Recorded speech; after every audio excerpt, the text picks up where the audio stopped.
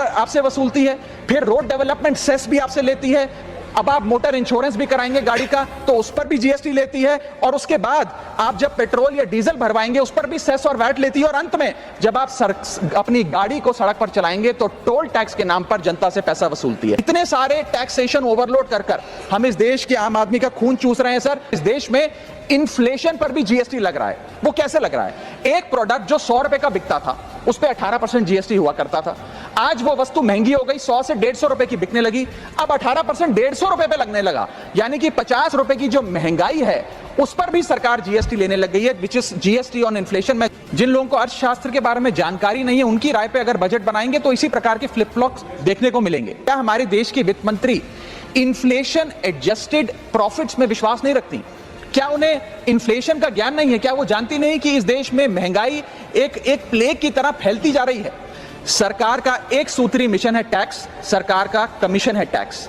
जगने पे टैक्स, सोने पर टैक्स, हंसने पर टैक्स, रोने पे टैक्स, खाने पे टैक्स, पीने पे टैक्स, बच्चों की पढ़ाई पे टैक्स, बुजुर्गों की दवाई पर टैक्स, फसलों की बुआई पे टैक्स, ट्रेन और यात्रा हवाई जहाज पर टैक्स, खरीदने पर टैक्स, बेचने पे टैक्स, फैलने पे टैक्स, समेटने पे टैक्स, सड़क पे टैक्स, आसमान पे टैक्स, गाड़ी पे टैक्स, मकान पे टैक्स, सपनों पर टैक्स, अरमान पे टैक्स, खुशी पर टैक्स, मुस्कान पर टैक्स, दिन रात की गाड़ी कमाई पर टैक्स, किताब पर टैक्स, सियाही पर टैक्स, सब्जी पर टैक्स, मिठाई पर tax.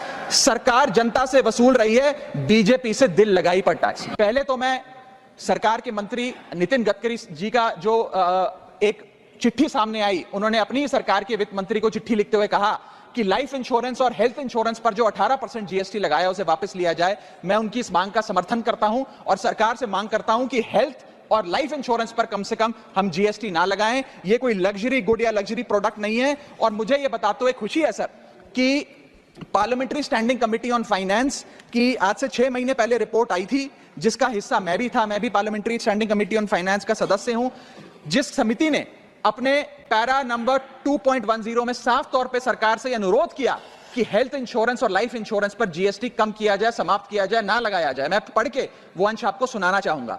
The committee feels that there is a need to rationalise the GST rate on insurance products, specially health and term insurance, which is 18% at present. The high rate of GST results in a high premium burden which acts as a deterrent to getting in insurance policies. The committee, with a view to make insurance more affordable, recommends that GST rates applicable to health insurance products, particularly retail policies, etc., should be reduced. हमारा यह प्रयास होना चाहिए कि एक परिवार, sir बस समाप्त कर रहा हूं, अभी तो मेरा समय रह गया, 1-2 मिनट आप थोड़ा ज्यादा दे दीजिएगा तो सर कुछ फर्क नहीं पड़ेगा, मैं अपनी बात समाप्त कर लूंगा।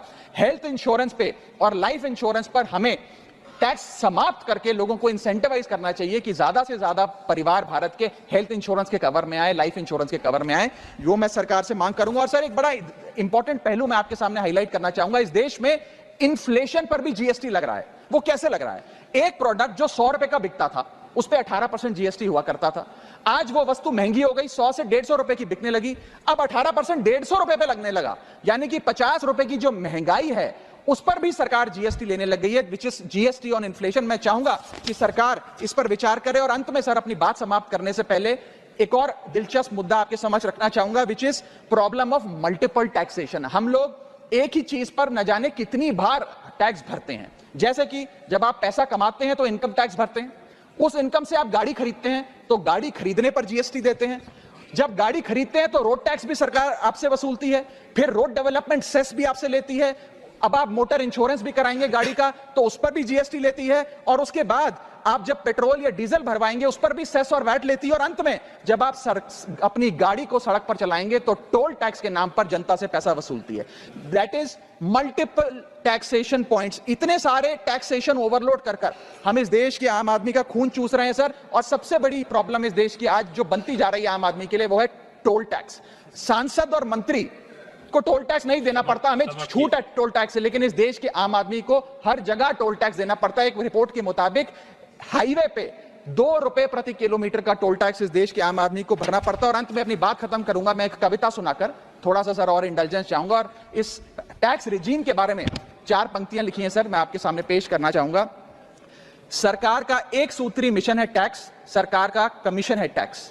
जगने पे टैक्स, सोने पर टैक्स, हंसने पर टैक्स, रोने पे टैक्स, खाने पे टैक्स, पीने पे टैक्स, बच्चों की पढ़ाई पे टैक्स, बुजुर्गों की दवाई पर टैक्स, फसलों की बुआई पे टैक्स, ट्रेन और यात्रा हवाई जहाज पर टैक्स, खरीदने पर टैक्स, बेचने पे टैक्स, फैलने पे टैक्स, समेटने पे टैक्स, सड़क पे टैक्स, आसमान पे टैक्स, गाड़ी पे टैक्स, मकान पे टैक्स, सपनों पर टैक्स, अरमान पे टैक्स, खुशी पर टैक्स, मुस्कान पर टैक्स, दिन रात की गाड़ी कमाई पर टैक्स, किताब पर टैक्स, सियाही पे टैक्स, सब्जी पर टैक्स, मिठाई पे टैक्स। सरकार जनता से वसूल रही है बीजेपी से दिल लगाई पर टैक्स। बहुत बहुत शुक्रिया।